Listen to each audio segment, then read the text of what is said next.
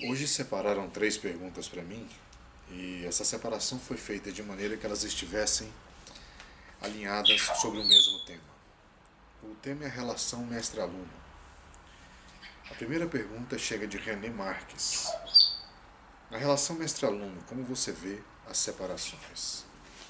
Bem, René, não somente na relação mestre-aluno, mas em qualquer tipo de separação,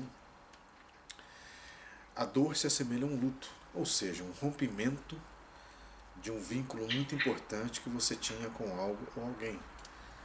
A perda de algo que você levava para dentro, que tinha uma importância ou que importava para você. Qualquer professor que já tenha muito tempo de estrada, de docência, teve, tem ou terá problemas com alunos, porque a relação humana ela é conflitiva, ela é reativa, ela possui os seus matizes em diferentes pontos de observação. Talvez a questão maior aí não seja nem como eu vejo a separação, até porque, da minha forma de ver, tudo tem o seu tempo, não é? Existe o seu tempo com aquele aluno, do aluno com você, existem as propostas iniciais, medianas e finais de cada um dos lados. E é natural que no decorrer do caminho, inúmeros acontecimentos ou circunstâncias possam promover algum tipo de divergência. E a divergência nada mais é do que um reajuste, até que chega um ponto em que cada um tem que seguir o seu caminho e cumprir a sua história com outras pessoas. Ou não, ou seguirão juntos até o fim da vida, é muito comum isso, não é? Talvez eu estava te dizendo que não é tão importante como eu vejo, porque cada um de nós estabelece algum tipo de projeção dentro do que seria essa separação. Em alguns, os assuntos foram muito doídos, para outros aquilo simplesmente foi algo normal, natural, para outros o comum da vida é o conflito, o confronto, a competição, a usurpação. Né? Em cada ser humano isso vai surgir de uma maneira diferente e vai produzir consequências diferentes.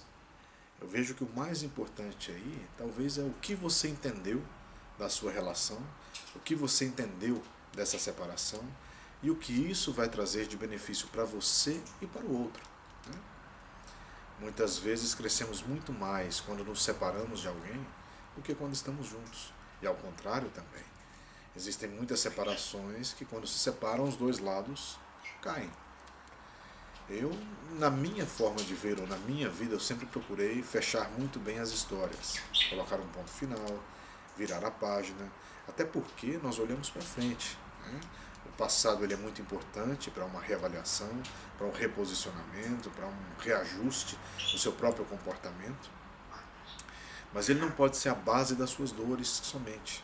Ele pode ser a base do seu reajuste, de você olhar para ter uma noção do quanto você se modificou, para você saber reconhecer as suas mudanças internas e externas, saber o que foi bom e o que foi ruim para que aquilo possa ganhar uma nova projeção na sua história pessoal.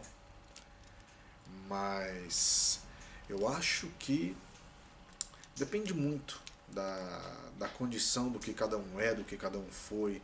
É muito comum as pessoas falarem: ah, eu fui seu aluno, eu fui aluno de fulano. O que significa ser aluno? Né? O que significa estar junto? Às vezes estamos tantos anos ao lado de uma pessoa e não a conhecemos.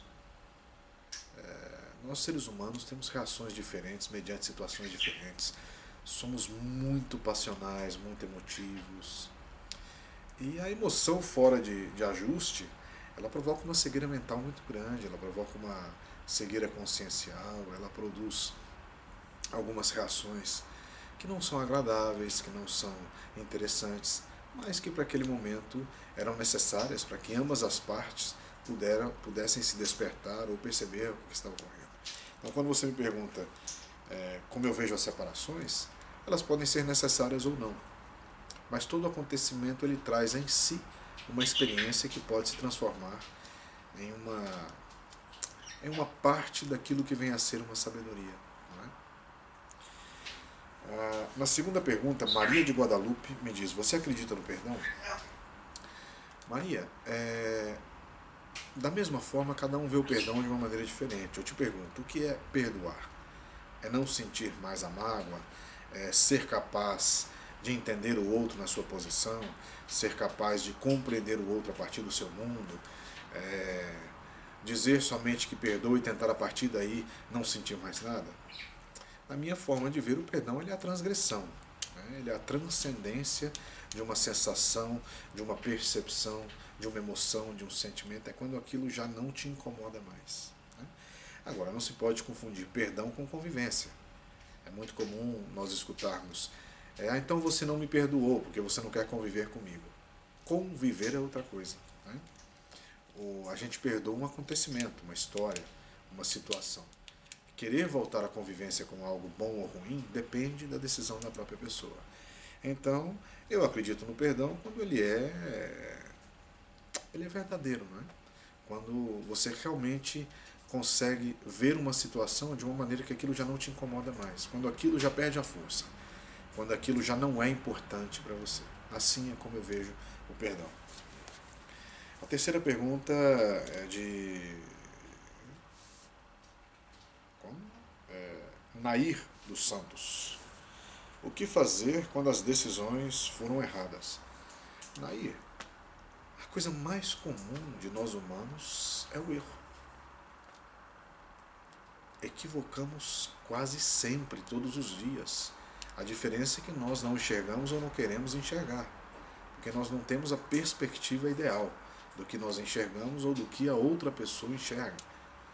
É muito comum nós, idiosincrásicos, cheios de razões, cheios de manias, cheios de vícios e hábitos, acreditarmos que o que parece para o outro um erro, para mim é normal, ou para mim não significa um erro. Aí entra a perspectiva, não é? A perspectiva expande a consciência, a perspectiva ela nos mostra que nem sempre nós temos razão, ou que o sino toca dos dois lados. Então, o que é uma decisão errada para você? É quando ela não te proporciona um resultado alinhado com aquilo que você tinha como expectativa. De repente, quando você julgou uma pessoa e as suas decisões não estiveram também alinhadas com a verdade dos fatos, ou que também a verdade dos fatos ela é muito relativa, não é? Por isso eu te pergunto, o que é uma decisão errada? É quando as coisas saem bem, saem mal, ou quando simplesmente o resultado não te agrada? Então, o que pode ser uma decisão errada para mim pode não ser para o outro. O que pode ser para mim e para o outro pode não ser para um terceiro. Então a decisão errada ela vai ter muito a ver com a sua perspectiva pessoal, com a forma que você enxerga a vida, o destino, as coisas, os acontecimentos, com a forma com que você vê passado, presente e futuro, né? Então, o que fazer quando as decisões foram erradas? Eu acho que é parar, desacelerar, reavaliar, se necessário voltar atrás, reposicionar-se, né? Se necessário buscar um acordo, buscar um reajuste, buscar uma resolução. Eu acho que nós não estamos aqui simplesmente a passeio, né? Nós não viemos a essa vida simplesmente para satisfazer os nossos únicos desejos. Não, eu acho que nós viemos também para nos encontrarmos com pessoas, para organizarmos histórias mal sucedidas, histórias sem um final que seja satisfatório para ambos os lados, ainda que isso também é muito difícil.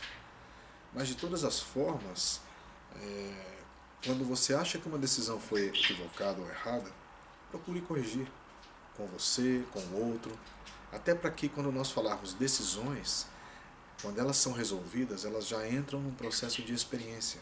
Aquilo sai da linha simplesmente do erro ou do acerto e passa a ser uma vivência, uma experiência, uma história que vai construir uma base para histórias futuras. Ok?